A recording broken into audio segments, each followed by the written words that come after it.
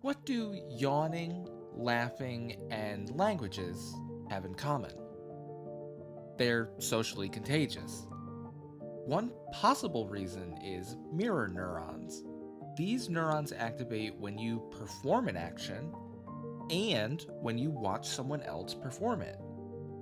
It may be why yawning spreads. We don't just copy the idea, our brains rehearse the whole action and the body follows.